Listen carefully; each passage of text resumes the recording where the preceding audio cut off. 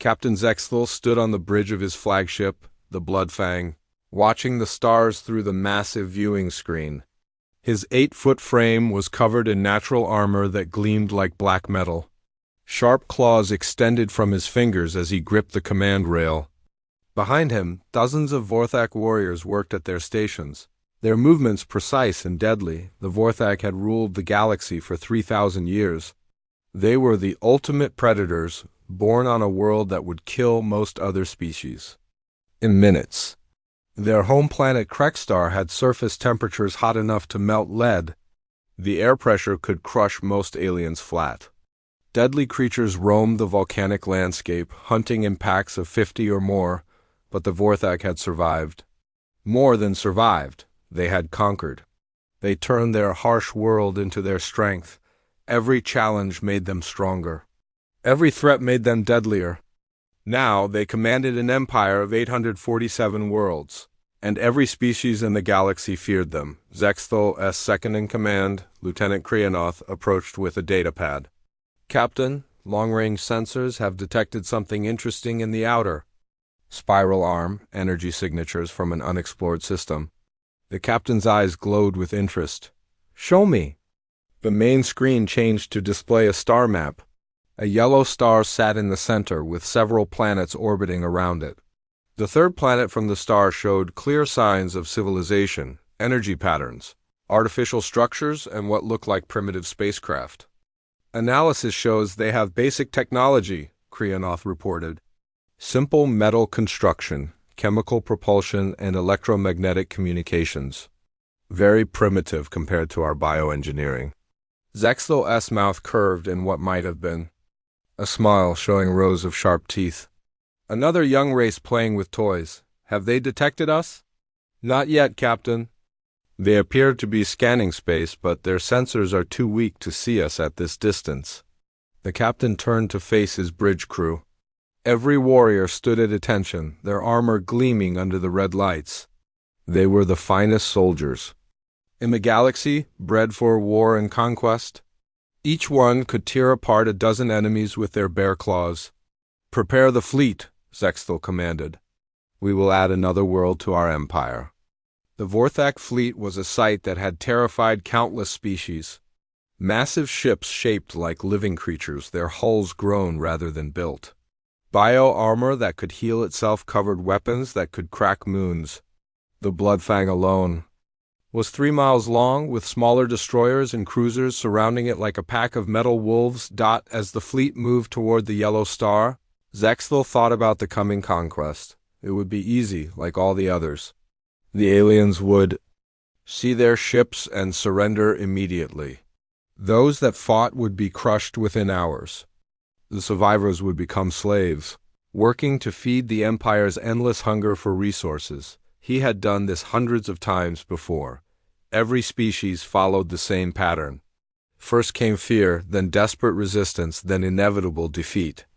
The galaxy had taught him that only the strong survived, and the Vorthak were the strongest of all. Meanwhile, in the system they were approaching, humanity was about to face its greatest challenge. Lieutenant Commander Jake Morrison stood in the command center of the orbital station New Horizon, watching the displays with growing concern.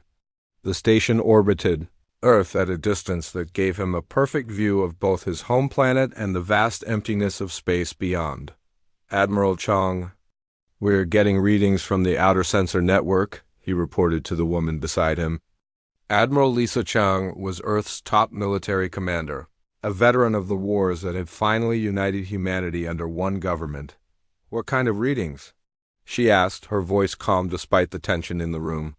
"Multiple large objects moving in formation toward our system.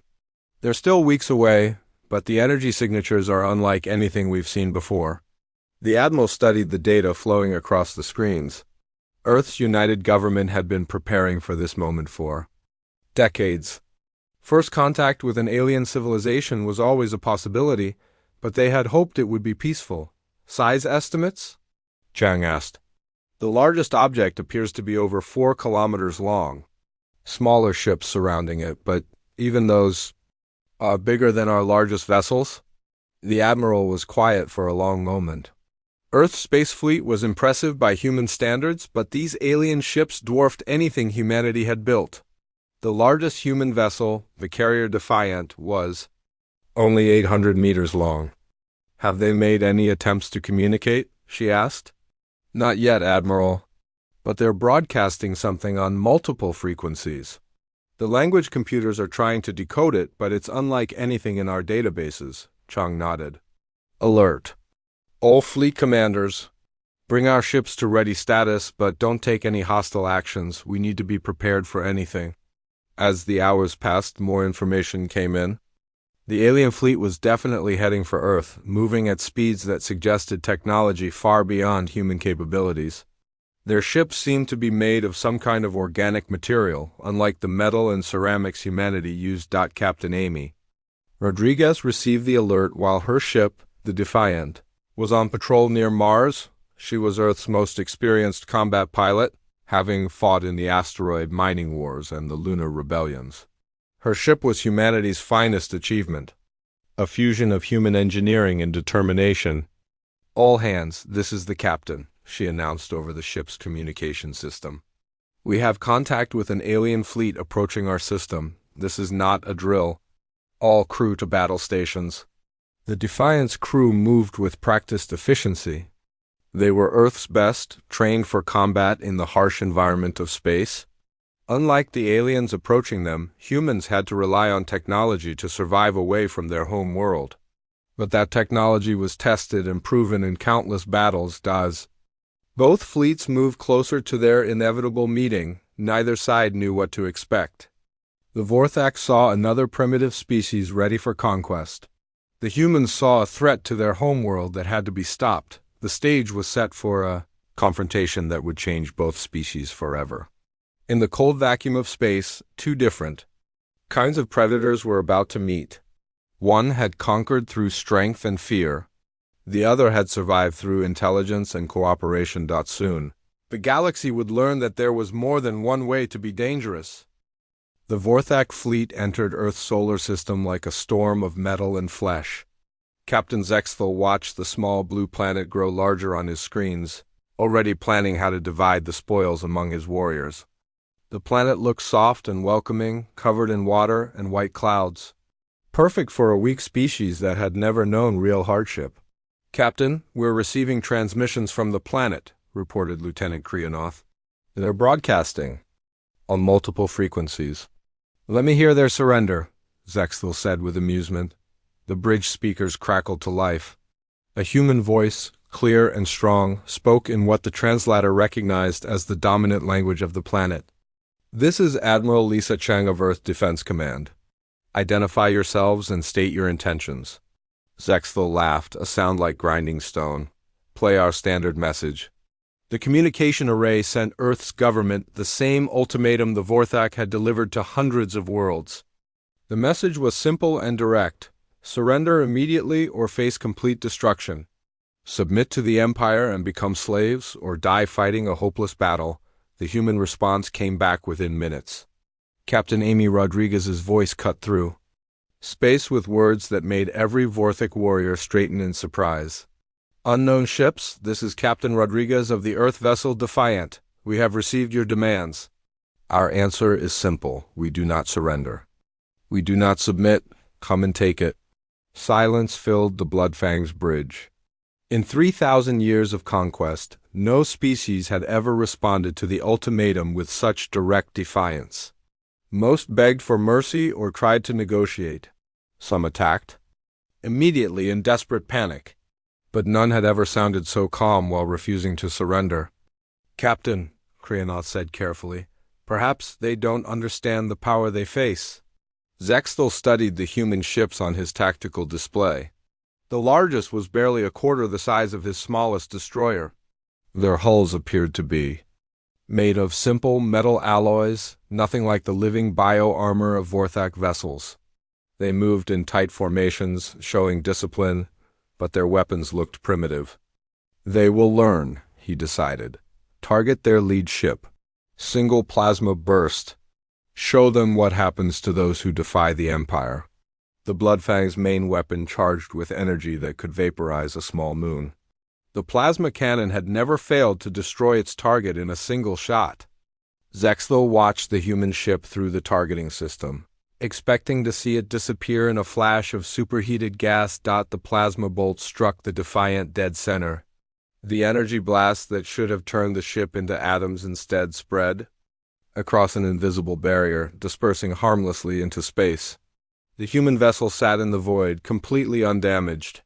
"Impossible," Crayonoth whispered. Before Zexthel could respond, the human ship fired back. No energy weapons, no plasma cannons, just chunks of metal moving at incredible speed. The kinetic projectiles hit the Bloodfang's bio-armor like hammers, punching holes through defenses that had stopped the weapons of 1,000 worlds. Alarms screamed throughout the ship as atmosphere leaked from the breaches. Damage control teams rushed to seal the wounds, but the simple metal slugs had done something no enemy weapon had achieved in centuries. They had hurt a Vorthak dreadnought. The battle erupted across the solar system. Human ships darted between the massive Vorthak vessels like angry wasps, their weapons chipping away at bio-armor while energy shields turned aside plasma blasts. The aliens had superior firepower, but the humans fought with tactics no Vorthak had ever seen. Captain Rodriguez pushed her ship through maneuvers that should have killed her crew from the acceleration forces. Instead, the humans seemed to thrive on the crushing pressure, using it to their advantage as they spun and dove through the enemy formation. "All ships, pattern 7, Rodriguez commanded. Hit them fast and get out." The human fleet split into smaller groups, each targeting different sections of the Vorthak ships. They struck like lightning, firing their kinetic weapons at critical points before disappearing behind asteroids or into the shadow of planets. Zexthel found himself fighting a battle unlike any in his experience. The humans refused to stand and fight like civilized warriors. Instead, they used hit-and-run tactics, striking from unexpected angles and disappearing before the Vorthak could bring their superior weapons to bear. The real shock came when the humans boarded one of his damaged cruisers. Vorthak warriors had always been unbeatable in close combat, their natural weapons and armor making them perfect for ship-to-ship fighting. But when the airlock exploded inward, what emerged was something no alien had ever seen. Marine Sergeant Danny Kim led his squad through the corridors of the Vorthak ship, their movements coordinated like a single organism. Where the aliens fought, as individuals relying on personal strength and intimidation, the humans moved as a unit. They covered each other's advances, shared ammunition, and communicated with hand signals when their radios were jammed. When Vorthak warrior Dexmar rounded a corner expecting to find scattered enemies, he instead faced 6 humans in full combat armor, their weapons fired in perfect sequence, each shot calculated to penetrate his natural defenses. Before he could react, the humans had moved past him, leaving him wounded and confused, but the real surprise came in the ship's medical bay. Private Helen Torres had been separated from her unit and found herself face to face with Crayonoth himself. The massive alien warrior towered over her, his claws extended and his armor gleaming with bioluminescent patterns meant to terrify enemies. "Surrender, small one," Crayonoth rumbled. "You have fought well, but you cannot win." Helen looked at the 8-foot monster and did something that would be talked about in both fleets for years to come. She smiled. "You first," she said, and injected herself with military-grade combat stimulants. The drug cocktail flooded her system with adrenaline and pain suppressors, pushing her human reflexes to their absolute limit. She grabbed a plasma cutter from the medical equipment and attacked the alien warrior with a fury that left him staggering backward. Crayonoth had fought creatures from a dozen Deathworlds, but nothing had prepared him for a human female pumped, full of chemicals and absolutely refusing to give up. She moved like liquid lightning, the plasma cutter carving through his armor, while she dodged his claws with impossible speed. The battle between human and alien raged through the medical bay, neither giving ground. When reinforcements from both sides arrived, they found Crayonoth and Helen locked in combat, both bleeding, both still fighting, both refusing to surrender. The sight broke something in the Vorthak warrior's mind. This creature from a soft world covered in water, was matching him blow for blow, wound for wound. She should have been dead a dozen times over. But she kept fighting with an intensity that seemed to come from somewhere beyond physical strength. The boarding action ended with both sides retreating, but the damage to Vorthic confidence was complete. They had met creatures they assumed were weak garden worlders, only to discover fighters who matched their own ferocity and exceeded their tactical skill. As the fleets separated to regroup, both species faced a new reality. The Vorthak had encountered their first real challenge in centuries. The humans had survived their first contact with a galactic empire. Neither side would ever be the same. The asteroid floating between Earth and the Vorthic fleet was cold and lifeless, perfect for a meeting that neither side fully trusted. Colonel Ben Turner checked his environmental suit one more time before stepping out of the transport shuttle. Behind him, 6 of Earth's finest soldiers followed, their weapons ready but not drawn. Across the rocky surface, the Vorthak delegation waited. Captain Zexthal stood motionless, his massive frame making the humans look like children. His bio-armor gleamed in the starlight, and his claws remained extended as a show of strength. 4 of his warriors flanked him, each one a killing machine bred for war. "Colonel Turner," Zexthal said through the universal translator, his voice like grinding metal. "Your species continues to surprise us." Ben nodded respectfully. "Captain, we requested this meeting because we believe we have more to learn from each other than to gain from fighting." The Vorthic captain's eyes glowed with interest. "Speak." Commander Vera Walsh stepped forward, carrying a datapad filled with information about Earth and humanity.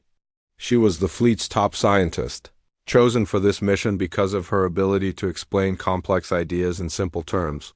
"We want to understand your people," Vera said.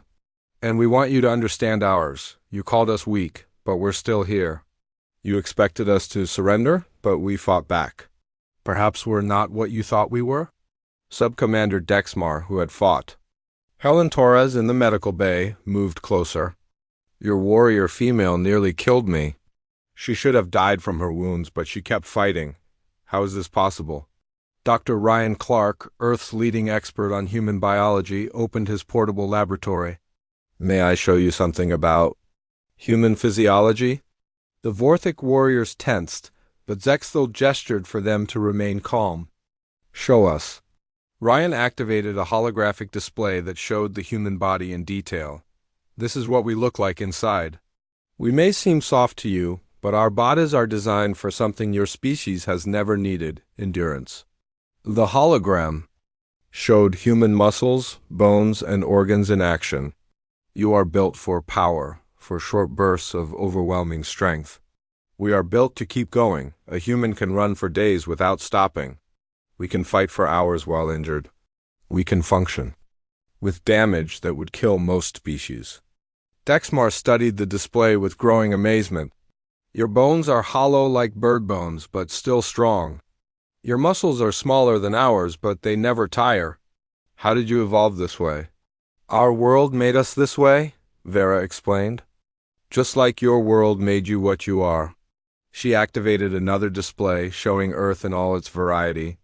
"You think our planet is soft because it has water and green plants? But Earth is more dangerous than it looks."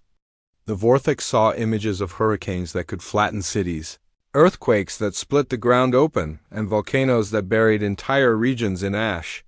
They saw predators that hunted in packs, diseases that could kill millions, and ice ages that covered continents in frozen death. "Your world has high heat and crushing pressure," Vera continued. "Ours has constant change. The temperature can drop 50 degrees in a single day. The weather can kill you in minutes. Predators hunt us from land, sea, and air." Zexthal was quiet for a long moment. "But you survived." "More than survived, you conquered your world. We adapted," Ryan said. "When the climate changed, we changed with it. When predators hunted us, we learned to hunt them back. When diseases tried to kill us, we developed medicine to fight them." The Vorthic captain began to understand. "You are not built for single combat. You are built for long wars." "Exactly," Ben said. "Your species fights like a hammer, devastating, powerful, quick. We fight like water, we flow around obstacles, we find the weak points, we never stop coming. Dr. Clark activated another display, showing human technology. Look at our weapons. You use plasma that can destroy anything in one shot. We use simple metal projectiles that don't seem dangerous. But our bullets can punch through your armor because we put them exactly where they need to go. The display showed human manufacturing, agriculture, and medicine. You build your ships by growing them, making them part of your biology. We build ours with tools, making them exactly what we need for each situation. Your species survives? By being the strongest, Vera explained. Our species survives by being the most adaptable. Sub-Commander Krianoth, who had been silent during the exchange, finally spoke. You preserve your weak. We saw medical facilities on your ships designed to heal warriors who should have died. This seems wasteful. Does it? Ben asked. The soldier you call weak might have information that saves 1,000 lives. The scientist you call useless might discover a cure for a disease that threatens everyone. We learned long ago that survival isn't just about being strong, it's about being smart enough to use every advantage. The Vorthek delegation exchanged glances. Their empire was built on the idea that only the strong deserved to live. But these humans had created a civilization that protected the weak and still produced fighters who could match. Vorthek warriors in combat. Tell us about your world, Vera said. We want to understand how you became what you are. Zexthel activated his own display, showing the volcanic hell of Krekstar. Our world burns. The ground is liquid rock. The air is poison. Creatures hunt in packs of hundreds, each one capable of killing a dozen warriors. The humans watched in amazement as the display showed Vorthek evolution. We grew armor to protect us from the heat. We developed claws to fight the predators. We became strong because anything weak died before it could reproduce. Your world made you into perfect individual fighters, Ryan observed. Every one of you is a weapon. Yes, Dexmar said with pride. We conquered the galaxy because we are the ultimate predators. But you fight alone, Ben pointed out. Each warrior is powerful, but you don't coordinate like we do. We don't need. Tio, Krianoth said. One Vorthek warrior can defeat dozens of most species. Except us, Vera said quietly. The statement hung in the air like a challenge. The Vorthak had always believed their way was the only way to survive in a hostile galaxy. But these humans had developed a completely different approach and made it worked just as well. There are different kinds of strength, Ben said. You have the strength of the individual. We have the strength of the group. You have the strength of overwhelming power. We have the strength of never giving up. Both approaches work, Vera added, but maybe together they would work even better. Zexthel considered this. His empire had grown by conquering and enslaving other species. But the humans were offering something different, partnership between equals. What do you propose? He asked. A test, Ben said. A joint mission. Something that requires both our strengths. The Outer Rim, Dexmar said suddenly. There have been strange signals from the dark space beyond our territory. Ships that don't return. Worlds that go silent. The human delegation exchanged glances. Earth's deep space monitors had detected similar anomalies, entire star systems that suddenly stopped broadcasting, probe ships that vanished without a trace. Something is out there, Vera said. Something that might be a threat to both our species. Then we investigate together, Zexthel decided, Vorthak strength and human tactics. If we can work together, we prove that different kinds of Deathworlders can coexist. As both delegations prepared to return to their fleets, the foundation had been laid for an alliance that neither species could have imagined. The Vorthak had learned that brute force wasn't the only path to survival. The humans had learned that they weren't alone in the galaxy as creatures born from hostile worlds, but in the dark space beyond the rim, something ancient and hungry was already moving toward them, drawn by the energy signatures of their fleets. The real test of their new alliance was about to begin. The distress call came from the Vorthak colony world of Vexver, a mining planet on the edge of known space. Captain Sophie Martinez listened to the transmission aboard her destroyer Valiant, her face growing pale as the automated message played. Through the bridge speakers, Emergency Protocol 7. Colony under attack, unknown ships. They're not ships. They're machines, massive machines. They're eating everything. The ground, the buildings, the people, nothing stops them. Requesting immediate assistance, Emergency Protocol 7. The message cut off abruptly, leaving only static, General Marcus. Stone stood in the command center of the joint human-Vorthak fleet, studying the tactical display with war leader Thexkar. The unlikely pair had been working together for 3 weeks, combining their species' military knowledge to investigate the mysterious disappearances in the Outer Rim. "How many colonies have gone silent?" Stone asked. 17 Vorthak worlds, Thexkar replied, his voice heavy with concern. "And your people report 6 research stations that stopped transmitting." The war leader was smaller than most Vorthak, but his bio-armor bore the scars of 100 battles. He had been chosen to work with the humans because of his tactical mind, something rare among his people who usually relied on brute force. "All in the same region," Stone observed. "Whatever's doing this is moving in a pattern." A new alarm sounded throughout the fleet. Communications Officer Lisa Park rushed to her station, her fingers flying over the controls.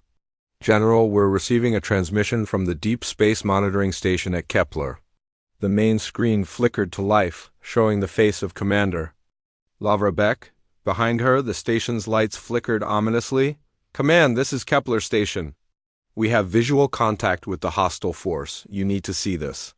The screen changed to show the external cameras of the monitoring station. In the distance, against the backdrop of stars, something moved that made both humans and Vorthak stare in horror. The ships were enormous, each one the size of a small moon. But they weren't ships in any traditional sense.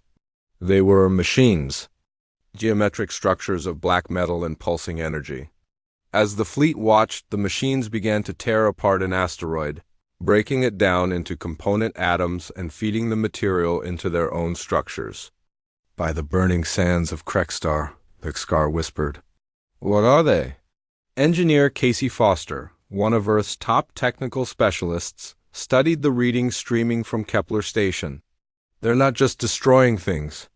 They're processing them, converting all matter into something else." "Into what?" Stone asked. "More of themselves," Casey replied, her voice tight with fear. "They're self-replicating machines. Every planet they consume makes them stronger." The tactical display updated as more data came in. The machine fleet was massive, hundreds of the moon-sized vessels moving in perfect formation. They had already consumed 3 star systems, leaving nothing behind but empty space and cooling stars. "Commander Beck," Stone said into his communicator, "get your people out of there, now." "Too late, General," Beck's voice crackled through the static. "They've seen us. They're moving to intercept." The humans and Vorthak watched helplessly as the machine fleet changed direction, moving toward Kepler Station with frightening speed. The massive constructs didn't bother with weapons or tactics. They simply surrounded the station and began to take it apart. "All hands, abandon ship," Beck ordered over the station's communication system. "This is not a drill. All personnel, too. Escape pods immediately." But the machines were faster. Beam weapons of incredible power reached out from the mechanical fleet, not to destroy the station but to immobilize it. Energy fields wrapped around the human outpost like glowing chains, holding it in place while smaller machines began the process of disassembly. "We have to help them," Captain Martinez said, her hand moving toward the weapons controls. "No," Thexkar said grimly. "We're too far away. By the time we reach them, they'll be gone." The war leader was right. The machine fleet was already moving on, leaving only empty space where Kepler Station had been. Hundreds of human personnel, consumed along with their base, processed into raw materials for the mechanical horde. "They're heading for the inner colonies," Stone realized. "Both human and Vorthak worlds." The next few hours brought a flood of desperate transmissions. The machines, now identified as the Devourers in both fleets' databases, moved through space. Like a plague of metal locusts. They didn't discriminate between human and Vorthak targets. All organic matter was simply food for their endless hunger. Vorthak Tech Shaper. Vexilon worked frantically alongside Casey Foster in the Joint Fleet's engineering bay. The two species had different approaches to technology, but they were learning to combine their knowledge in ways neither had thought possible. Your bio-armor can regenerate, Casey said, studying samples of Vorthak hull material. But our energy shields can deflect their disintegration beams. Your weapons are precise, Vexilon replied, his claws delicately adjusting a piece of human equipment. But they lack the raw power to damage their hulls. Our plasma cannons can crack their armor, but they adapt too quickly. They work together, human creativity merging with Vorthak engineering. The result was a hybrid technology that neither species could have developed alone. Ships with bio-armor that could heal itself and energy shields that could deflect any attack. Weapons that combined human precision with Vorthak power. The first test came at the defense of New Harmony, a human colony world in the Outer Rim. The Devourers arrived in force, their massive forms blotting out the stars as they moved to consume another world. Captain Amy Rodriguez led the combined fleet in the defense, her ship Defiant now equipped with hybrid technology. Beside her, Champion Zarthik commanded a Vorthak dreadnought that had been retrofitted with human shield generators. All ships, attack pattern Alpha, Rodriguez ordered. Hit them fast and hard. The battle was unlike anything either species had ever experienced. The Devourers fought with cold efficiency, their weapons designed to break down matter at the molecular level. But the combined fleet fought with a new kind of coordination, human tactics directing Vorthak firepower in ways that maximized both species' strengths. Rodriguez's ship danced between the massive machines, her human reflexes allowing her to dodge their slow but devastating attacks. At the same time, Zarthik's dreadnought delivered crushing blows that cracked the Devourer's armor, creating openings for the human ships to exploit. They're learning, Casey reported from the engineering bay. Each attack we make, they adapt to counter it. Then we adapt faster, Vexilon replied, his claws flying over the controls. Change the frequency of the shield generators. Modify the plasma cannon output. The battle raged for hours. Every time the combined fleet found a weakness. In the Devourer's defenses, the machines evolved a countermeasure. But the humans in Vorthak evolved too. Their different approaches to warfare creating combinations the machines couldn't predict. Commander Lavra Beck, rescued from Kepler Station, led a boarding party onto one of the smaller Devourer ships. The interior was a maze of mechanical corridors filled with the processed remains of a dozen worlds. They're not just machines, she reported back to the fleet. They're old, ancient. They've done this before in other galaxies. The boarding party fought their way through mechanical defenders, human tactics and Vorthak strength working together to overcome obstacles neither could have faced alone. But what they found in the machine's core was terrifying. It's a historical database, Beck said, her voice shaking. They've consumed thousands of galaxies, trillions of species. They come, they eat everything, then they move on. How many of them are there? Stone asked. This isn't their main fleet, Beck replied. This is just the advance guard. The real swarm is still coming. The battle at New Harmony ended in victory, but at a terrible cost. Half the combined fleet was destroyed, and the Devourers had only been delayed, not stopped. The machines retreated to regroup, but everyone knew they would be back. As the survivors regrouped, both species realized that their individual strengths, impressive as they were, might not be enough to survive what was coming. The Devourers were more than just another enemy. They were the end of everything organic in the galaxy. We need more ships, Stone said, more weapons, more of everything. We need more than that, Dexcar replied. We need to become something new, something they can't predict or adapt to. The alliance between humans and Vorthak was no longer just a diplomatic experiment. It was the galaxy's only hope for survival against an enemy that had already consumed countless worlds and would not stop until everything was devoured. In the depths of space, the main Devourer fleet continued its approach, a mechanical tide of destruction that had ended civilizations across the universe. But for the first time in their ancient existence, they faced something they had never encountered before: two different kinds of Deathworlders working together. The final battle began at the edge of the galaxy, where the main Devourer fleet emerged from the darkness between stars. Admiral Kate Phillips stood on the bridge of the hybrid command ship Unity, watching the enemy force fill the viewscreen. Like a mechanical storm, beside her, Fleet Commander Kexthal studied the tactical display with grim satisfaction. The combined human-Vorthek armada was the largest fleet either species had ever assembled. Ships of living metal and steel fought side by side, their crews working together with an efficiency that would have been impossible months ago. Enemy fleet size confirmed, reported Lieutenant Emma Watson from the sensor station. Over 3,000 vessels. Some are larger than anything we've seen before. The Devourer mothership dominated the center of the mechanical fleet, a structure so massive it had its own gravity field. Ancient beyond measure, it had consumed galaxies before Earth's sun was even born. Now it had come to feed on the last free worlds of this galaxy. All ships, this is Admiral Phillips, Kate announced over the fleet communications. Today we fight not just for our worlds, but for every living thing in the galaxy. Show them what Deathworlders can do when they work together. The battle lines formed across millions of kilometers of space. Human ships took position alongside Vorthek dreadnoughts, their different technologies now perfectly integrated. Shield generators protected bio-armor hulls. Plasma cannons fired in coordination with kinetic weapons. Two species that had been enemies weeks ago now fought as one. The Devourers attacked with the patience of machines that had outlived stars. Their weapons reached across impossible distances, beams of energy that could disintegrate matter at the atomic level, but the combined fleet was ready. Shields at maximum, called out Engineering Chief Casey Foster from the Unity's hybrid engine room.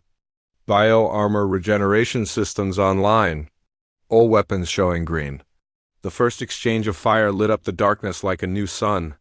Devourer disintegration beams struck the Alliance fleet, only to be turned aside by energy barriers that had never existed before. Human technology and Vorthek biology working together created defenses that confused the ancient machines. Captain Amy Rodriguez led the first attack wave, her ship Defiant dancing between the massive enemy vessels. Behind her, Champion Zarthik S Dreadnought Bloodstorm provided covering fire, its plasma cannons carving through mechanical armor that had seemed invulnerable. They're adapting faster than before, Rodriguez reported. Their shields are adjusting to our weapon frequencies. Then we change faster, Zarthik replied, his crew already modifying their weapons. Vorthik Technique 7 Alpha. Human Precision Pattern 12, the combination worked. By the time the Devourers adapted to one attack pattern, the Alliance fleet had already switched to another. Human flexibility and Vorthek power created a fighting style that the machines had never encountered, but the real battle was inside the mothership itself. Sergeant Tony Alvarez led the boarding force through the twisted corridors of the ancient vessel, his mixed team of humans and Vorthek working together like they had trained for years instead of weeks. Contact ahead, called out Warrior Prime. Next are his bio-armor sensors detecting movement in the mechanical maze. Defending units, heavy construction. The corridor erupted in violence as Devourer Guardians emerged from hidden alcoves. These weren't the simple processing units they had faced before. These were warriors, machines built specifically to defend the mothership's core. Tony watched in amazement as his human soldiers and Vorthek warriors fought side by side. Private Helen Torres, now recovered from her injuries, provided covering fire while Nexstar's massive claws tore through mechanical armor. The combination of human tactics and alien strength was devastatingly effective. This way, Emma Watson said, consulting her sensor readings. The main processing core is 3 levels down. The boarding party fought through corridors filled with the processed remains of 1,000 worlds. Here was what had once been a beautiful city, now reduced to raw materials. There were the remains of a space station, its metal recycled into part of the ship's hull. "All these species," Tony said quietly, "all these worlds, they're all gone." "Not if we stop this," Nexstar replied, his voice carrying the determination of a species that had never known defeat. The mothership's core was a vast chamber, filled with processing machinery that had been operating for millions of years. At its center sat the controlling intelligence, a mechanical brain that had orchestrated the destruction of countless civilizations. There, Emma pointed to a cluster of quantum processors. "That's the central command system. If we can destroy it, the entire fleet will shut down." But the chamber was filled with Guardian machines, and time was running out. Outside, the Alliance fleet was taking heavy casualties. Ships that had survived the battle at New Harmony were being torn apart by the Devourer's overwhelming firepower. "We need to reach that core," Tony said, studying the mechanical Guardians. "But there are too many of them." "Not too many," Nexstar said, his claws extending. "Just enough for a proper fight." The Vorthek warrior charged into the chamber, his bio-armor absorbing energy blasts that would have killed a human instantly. Behind him, Tony's soldiers provided covering fire, their precise shots taking out Guardians that the aliens' brute force couldn't reach. Emma ran toward the core, her smaller size allowing her to slip between the massive machines. In her hands, she carried the quantum charges that would destroy the mothership's brain. But as she reached the central processors, more Guardians moved to block her path. "I can't get through," she reported. "Yes, you can," Nexstar said, and did something that would be remembered in both species' histories. The massive warrior threw himself between Emma and the Guardians, using his own body as a shield while she planted the charges. The quantum explosives detonated in a flash of light that could be seen throughout the chamber. The mothership's controlling intelligence, ancient beyond measure, died in seconds. Throughout the mechanical fleet, ships began to shut down as their connection to the central mind was severed, but the victory came at a cost. Nexstar lay motionless on the chamber floor, his bio-armor cracked and bleeding. Emma knelt beside him, her medical training telling her what her heart didn't want to accept. "Why?" she asked. "Why did you save me?" The Vorthek warrior's eyes focused on her with difficulty. "Because you are Pack," he said simply, "and Pack protects Pack." The battle ended with the destruction of the Devourer fleet, but both species had learned something that would change them forever. They had found that survival wasn't just about individual strength or group tactics. It was about understanding that different kinds of strength could work together. 6 months later, Lieutenant Commander Rachel Norton stood on the bridge of the new starship Harmony, watching joint human-Vorthek training exercises in the space. Around Earth, the ship itself was a marvel of combined technology, with bio-armor that could think and energy shields that could adapt. "How are the new recruits doing?" asked Battle Leader Kexmar, reviewing the tactical displays. "Better than expected," Rachel replied. "The humans are learning Vorthek combat techniques. The Vorthek are learning human coordination. Give them another few months and they'll be the finest fighting force in the galaxy." On the main screen, young humans and Vorthek work side by side, their different approaches to warfare creating something new. They were no longer two separate species, learning to cooperate. They were becoming something the galaxy had never seen before. The Deathworlder Alliance had been born from necessity, but it had grown into something greater. Across the galaxy, other species were requesting membership, drawn by the promise of protection and the hope of survival in a dangerous universe. The Scouts report contact with 3 new civilizations this month, Kexmar noted, all requesting Alliance membership. "We'll evaluate them," Rachel said. "But carefully. Not every species has what it takes to be a Deathworlder." Outside the ship, the training exercises continued. Human pilots pushed their ships through maneuvers that would have been impossible without Vorthek bioengineering. Vorthek warriors learned to fight as coordinated units, Their individual strength multiplied by human tactical knowledge, the galaxy was still dangerous. There were other threats in the darkness between stars, other enemies that might emerge from the deep void. But now those enemies would face not one species of Deathworlders, but many working together, and in the combined fleets of the Alliance. Where ships of living metal fought alongside vessels of human steel, the universe had learned a new lesson. Survival wasn't about being the strongest or the smartest or the most adaptable. It was about finding others who shared your determination to protect what mattered and standing together against whatever darkness might come.